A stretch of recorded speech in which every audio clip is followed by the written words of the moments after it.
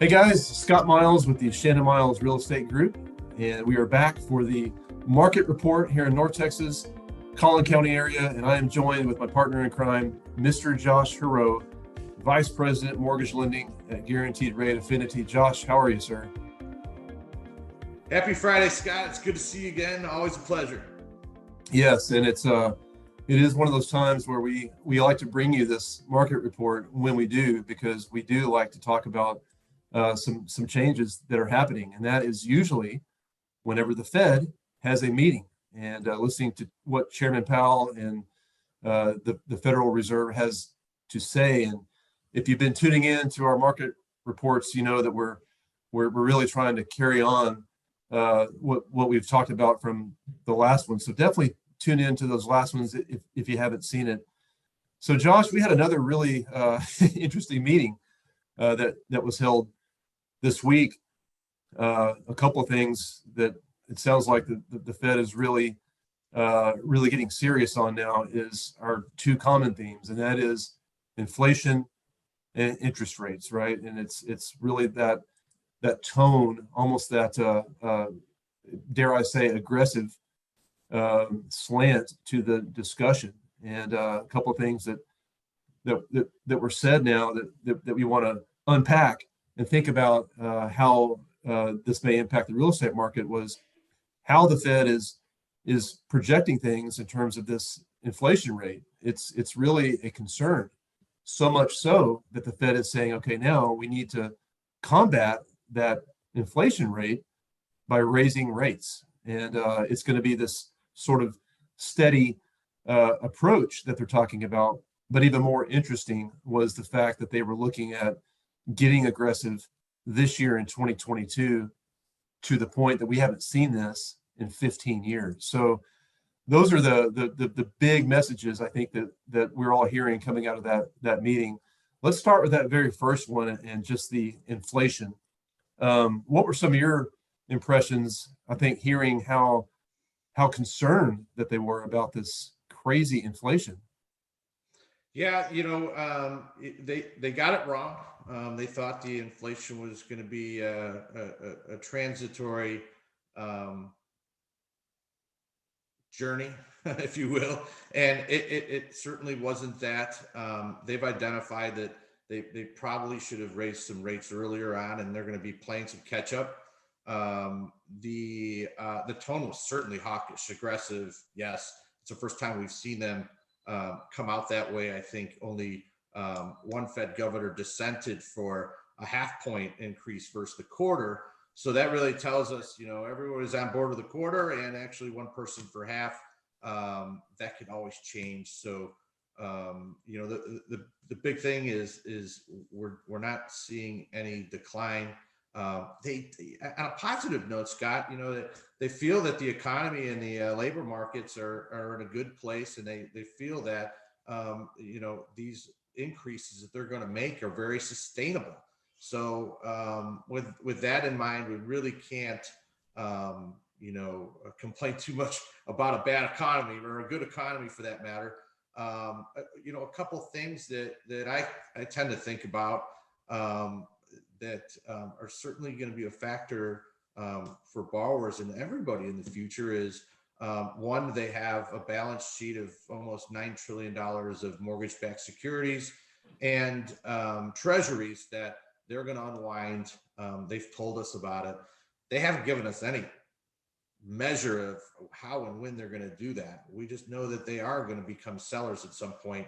And I know just basic supply and demand, when we have more sellers than buyers of mortgage-backed securities, those investors are going to require higher rates to take on that influx of volume of supply. So that's something we want to keep an eye on in the future. It certainly could signal higher interest rates when they become big sellers. Yeah, that's really where the second part of that conversation seemed to go is they're acknowledging what's happening or what has happened with inflation, where they see that going, the concern around that, and now how they may be looking at a plan around rates. Do you feel that that's something now that is more of a factor in how we think of the real estate market right now? How do you feel that's going to play out a little bit throughout the rest of 2022? Just Well, really in terms of those rates. and that's a great question, Scott. When we surveyed all of the major Fannie, Freddie, and the MBA and CoreLogic for their input on where they thought interest rates would end at the end of 2022. We could take them all and throw them away right now. We've completely exceeded expectation in the first quarter for all their estimates. So we're really in some unknown territory. I feel like this week after the Fed gave their statement that some uncertainty was kind of taken off the board. So we're off our bottoms from a mortgage-backed security and rate standpoint. We may see a little bit of bounce up and retract some of those losses from last week. But certainly volatility in these markets are certainly going to become something we need to get used to on a daily basis, weekly basis, monthly basis, as far as mortgage interest rates are concerned. Absolutely. And now when we really come back and look at Texas and look at North Texas in particular, there's a lot of folks that the demand is very high, as you mentioned. We're right at that tip of the spring season where we do see some shift in inventory. Buyers they've been holding back a little bit. I think they've really been waiting for this time because this is typically where we'll see a little bit of rise in inventory. Do you feel that now with this latest information, is there really any change to how buyers should be thinking about their strategy? That's another great question, Scott. It's something I hear quite often. We're still at really historically low interest rates. I think the average rate this week was somewhere in the middle 4% for the 30-year fixed rate. Historically, that's really not too bad when we think about it. However, it seems like a lot of folks have just been geared toward 3% interest rates and get really kind of disappointed when they're in a market where the rates are ticking up a little bit. I shared some slides here. Overall, we just have to kind of keep in mind that real estate has been a great investment nationally, not only Texas. Texas, I think if you had a 5-year purchase, you're up 154%. And if you had gone back 30 years back to 1991, the year I graduated, had you purchased a home, you'd be up almost 300%. So we're always going to go through little cycles. Yet real estate investment it has so many benefits. One of which is just your return on this investment. If we look at over the long span of things, I think it's a wonderful investment. You could probably tell us a little bit better on your thoughts on North Texas inventory and if there's still a good opportunity to purchase here. Yeah, and I think for the folks tuning in that have been on the fence, or even if you're thinking really for the first time, is this really a good time for me to even be looking? You can really be rest assured because Texas in general has really been one of the best kept secrets for real estate for a long, long time. We've seen very consistent demand for the last 5 years, if not longer, but in particular with the North Texas area, and even more so here in Collin County, Frisco, Prosper, now in Celina, and really those areas just beyond. And it's still a really, really good value. And of course, we're seeing that because we have a continued push in demand. A lot of the folks that we're working with right now, and I would encourage anyone else who is taking a look now at Texas, if you're moving from out of state, you're definitely going to see that this is a great opportunity. I think for folks that are in the state looking to upgrade, looking to make a different move, it's still a really good investment. I think the key for folks to know right now is it's just a great time to buy. And this is really what you just mentioned, Josh. It's a great time to buy, period. But really, if you look at where we may be going, there's not a really strong benefit to waiting. We're really just going to see little blips, I think, of the increase in rates. That doesn't mean that you're never going to have a good opportunity. I think you always will, because we do have this Texas area that is just a little bit undervalued. It will catch up, but it's still a really good time to buy. I think this is a great year. But that being said, we are having folks really ask themselves, hey, can I make a move now?